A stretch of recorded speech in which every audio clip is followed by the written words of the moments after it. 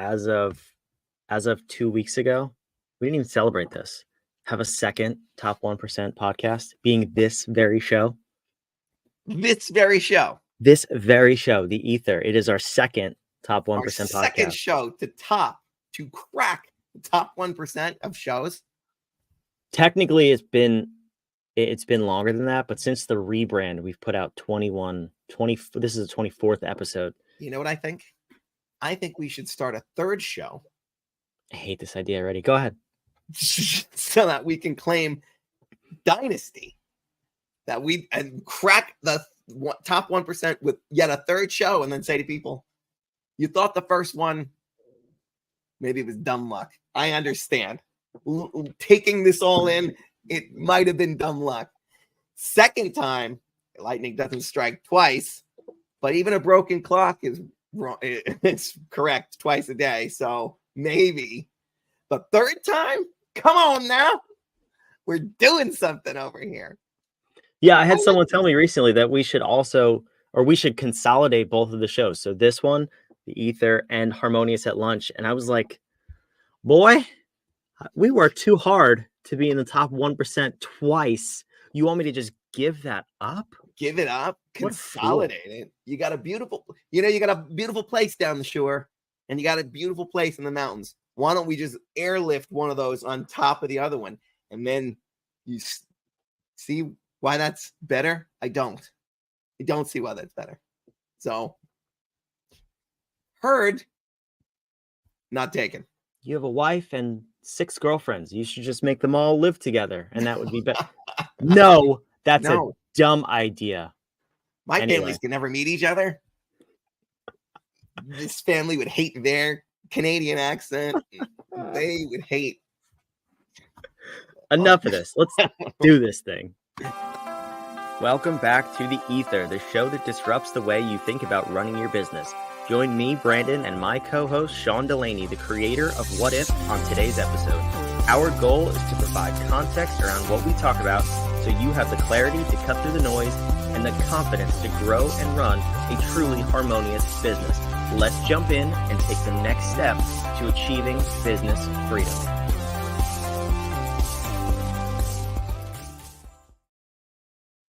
Welcome, the one and only Sean Delaney.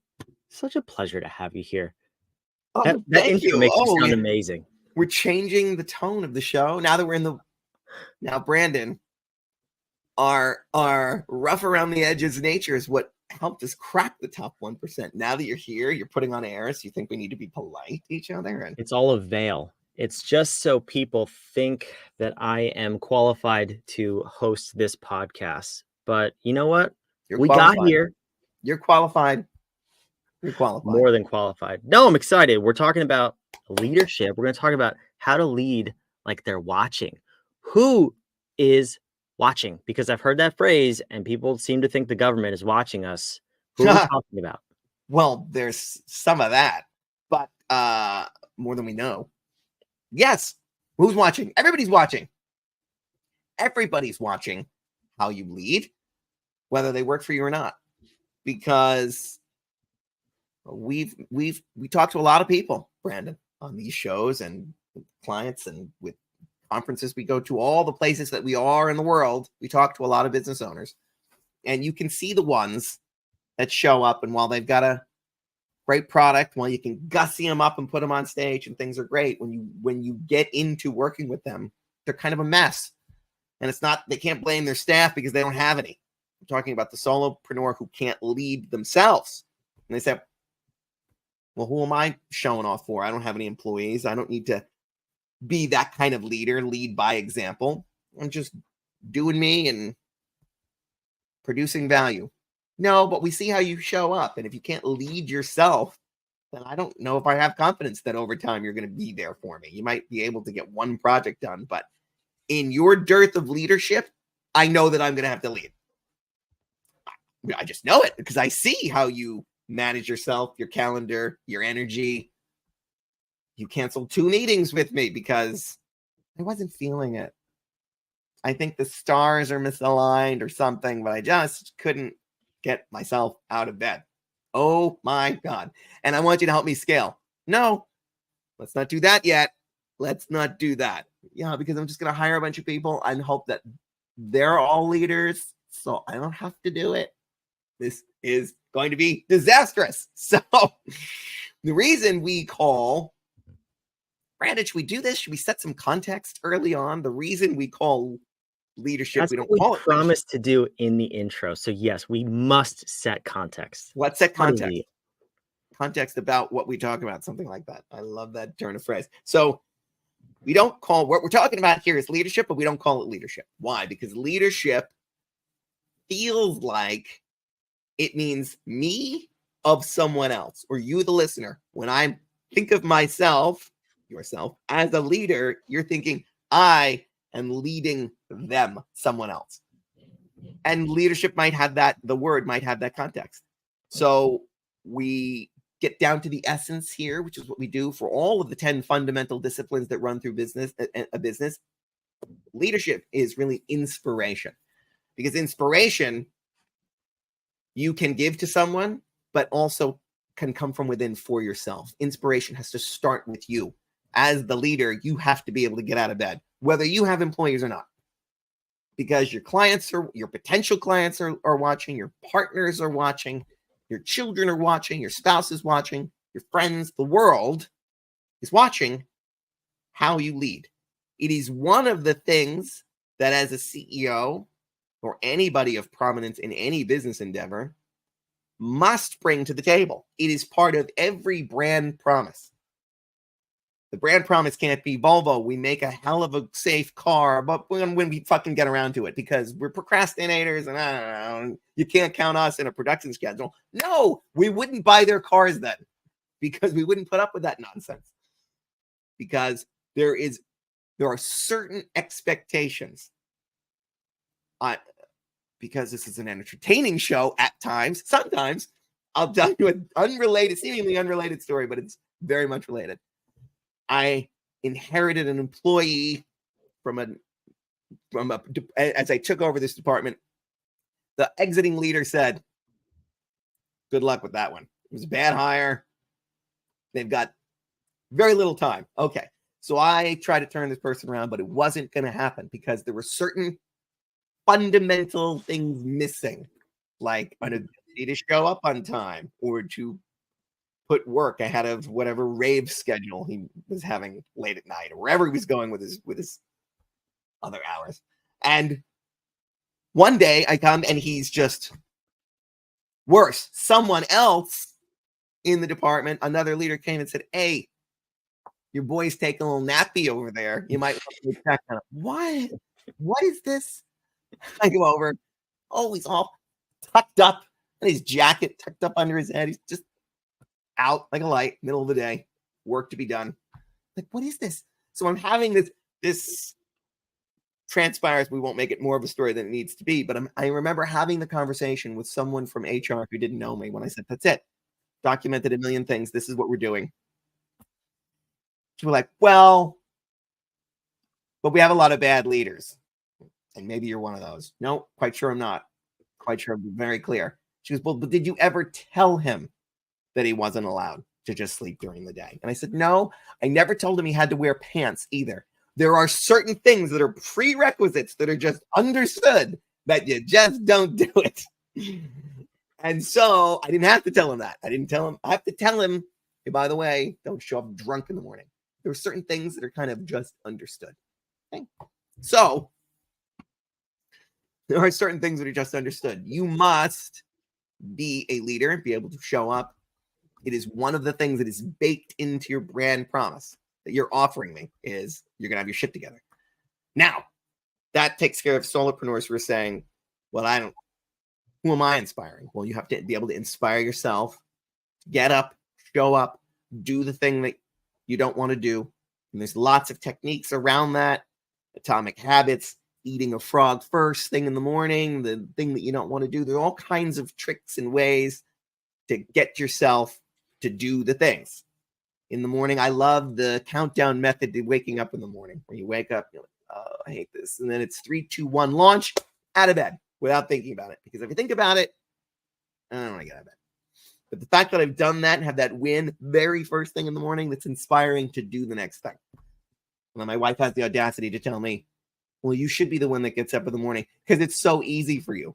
Bullshit, it's easy for me. How dare you take away from the fact that I'm yanking myself out of this warm bed in the morning? It's dark. I'm getting up at 5 a.m. Nobody else is up. It's quiet. There's no reason for me to get up other than people are watching. My children are watching. When dad has to get up, he knows how to get up. Yes. And now you know how to get up too. So I don't know why you're not doing it. All right. There's 6. So anyway. It's a little bit different. Let's give them a little wiggle room on the waking up at 5 a.m. A little bit of wiggle room. But outside of that, yes. Remains is that inspiration starts with you as the leader being able to get yourself to do your things, to act in a way that is demonstrable of how you want others to operate, because everybody's watching. So that's what we meant by that in the title. Brandon, we have questions around this. What do we do to ascertain somebody's level of leadership? Because have you ever met an entrepreneur or business owner, Brandon, who didn't claim the space of or title of leader? Quite frankly, yes. But you also asked, what do we do to tell if they're a good leader? Yeah. We have 5 questions. We're going to go through the 5 questions, but I want to make it very clear. Sometimes we don't have to ask them. Sometimes I just have to listen to them talk for like 2 minutes. We have 5 questions, but again, lead like people are watching. I love it. I don't love it. Hate it. I hate it. Quite the opposite. I hate it when a leader will show up and say, I guess they're not really a leader. Well, but I'm not leading right now. When I'm in front of a group, then I wear that hat. Right now, I'm just showing up like a complete asshat because we're all friends here, right?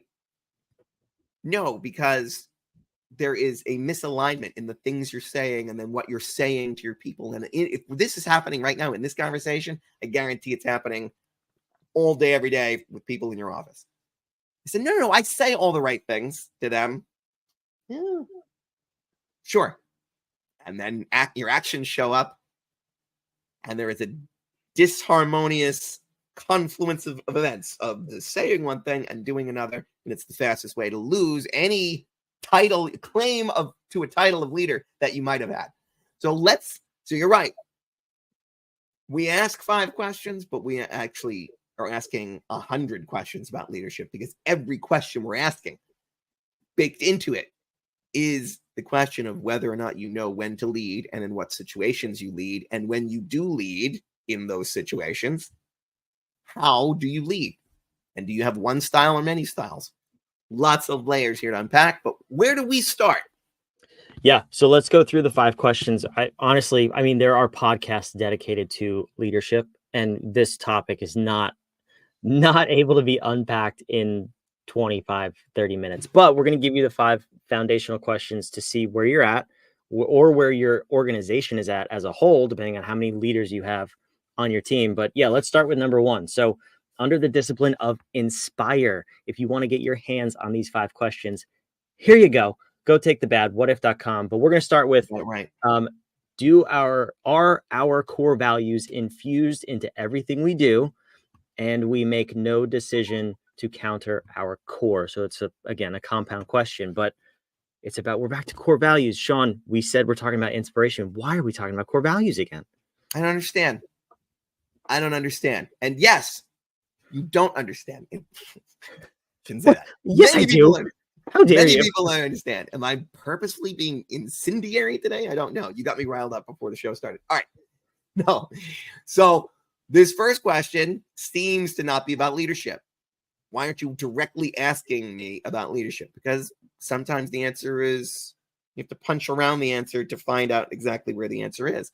And so you can tell me that you're a great leader. I could ask you that in 6 different ways, just like the many well-meaning people that tell you, no, I've got a sense of humor. Yes, a poor one. So everyone said, oh, no, I'm a good leader. And they answer that question in the affirmative. So this is a question to say, if it is true that you are a good leader, then I would expect that core values are a big part of how you align with other people. Well, I don't align with other people. Oh my God, let's back this straight up. We have even more problems than I thought we had. But I would expect that you are looking for some kind of core value alignment with anybody that you are dealing with, whether they are a partner, a vendor, an employee, a customer, anybody that you're dealing with. I would expect you to see them through, at least at some point, the lens of core values, and that then you would infuse that into your business. Because it's one thing of saying, well, I have my core values straight and I 100% adhere to them. Great. And are they throughout your business? Oh, no, that's a mess. My core values that I have are kind of personal to me, and I don't extrapolate them to my business because it wouldn't fit with all of the employees that I have. 100%. 100% it wouldn't.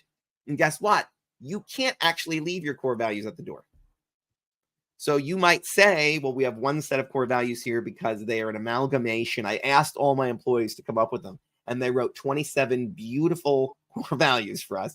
And in the spirit of inclusion, we didn't want to tell anybody, in group think fashion, no idea is a bad idea. So they're all up on the wall. And that's just the sort of the sum of the parts. And it doesn't really align with mine, but that's okay. I'll just go along with it. No, as the leader, your core values cannot be left at the door. They will be in here. It will cause disharmony between you and your staff. And of course, getting that kind of all ingredients from the cabinet soup is going to be disgusting. There is a very small probability that you could just dump everything from your cabinet into some boiling water and make something delicious out of it. Could it happen? Sure, but probably not. And so you need to set the tone, if you haven't before. These are the core values that I have that represent the mission that I came up with for this business. And now the people who don't follow and align with that will naturally exit on their own once they realize that you, as the standard bearer for the core values, leadership, an unwavering beacon of it is for these things that we stand and in these ways that we operate. And if you do that and hold that course, you will then dictate the culture of your company. May not happen overnight, depending on how many people that you hired prior to assuming this part of the leadership mantle. But once you do and stay committed to it, all things will work out harmoniously. People will exit themselves. New people will come in and be attracted to the beacon that you have set up in the night. And this will be a beautiful, glorious thing. That is the first place. It needs to be, I understand the lens of core values, and I understand that it must be infused here into all the things in this thing that I have created. Yeah, two very real and very present stories, actually client stories on this very thing that were difficult, but this is why we talk about it all the time. So one client last week, as of this recording, their business partners and their sisters one of the sisters had a baby. Yay, congratulations, over the weekend. While I was working with her sister, the not pregnant one, we had a very tight timeline of something that she was supposed to execute on so that they can move their business forward and capitalize on an opportunity that they have. Well, long story short, one of their core values that they believe for themselves, but also their whole organization, is along the lines of family first. So she texted me and she's like, hey, just a heads up, like I have to go help my sister. I have to watch the rest of her kids while she's going into labor. And I don't know if I'm going to be able to get this done. I sent her a screenshot of her core values and I circled the family first. I was like, hey, good thing we planned for this. You didn't even have to text me. It's your core value. The other one, less positive, is another client of ours had an employee where they were falsifying documents and sending them to their clients for payment. And they were inflating their hours. So they got paid more and the company got paid more. And they also roped in another employee that was doing this. Well, two of their core values were team focused and client first. So they didn't put the client first, and they took away from the team focused approach because they brought someone else in and started creating their own little silo. Those two people were fired immediately. because our client stuck to their core values. Hard decisions, easy filters, and easy to lead when we have them in place and we live by them and we infuse them into everything we do. So two real-time examples of how that now works. Everyone there knows that the core values actually mean something. Yep. Because they just saw other people get fired for violating them, which is what they should be fired for doing. Mm-hmm. And you say, well, we can't account for everything. We didn't have a rule in the HR manual that we never strictly prohibited overbilling and essentially stealing. You never said that. I never told you to wear pants either. But there was my new favorite response. And we made them core values, and that we mean what we say around them, and so bye. Right? So good, beautiful. Love it. Question 2: do we delegate well and empower others to act? And so a key component of being a leader. Now, if you say, well, take it back to the solopreneur, I can't delegate to anybody because it's just me. So, haha, I got you there. I thought but you can still. I always push back when people say that, because you can still hire a VA. You can hire a third-party company. Like, there is still delegation possible, even when you're a solopreneur. So if you thought that in your head, shame on you. But yes, Sean, keep going.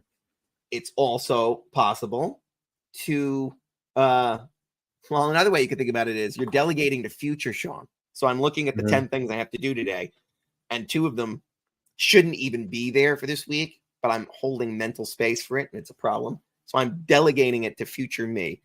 There's now a reminder on the calendar. I put the file in a place that is tied to that reminder, so when it comes up, I can quickly click there and go to it and work on it later. Now it's 100% out of my head. I delegated it to tomorrow, Sean. Tomorrow, Sean gets a lot of stuff when today, Sean has too many things to do. That is another way, if you want to think about and get in the space of proper delegation, is you need to triage things in order to be able to delegate. We have a whole model for that we work with our clients on, so to build that golden line to know what they must do and then what must be delegated. But that's a time management thing.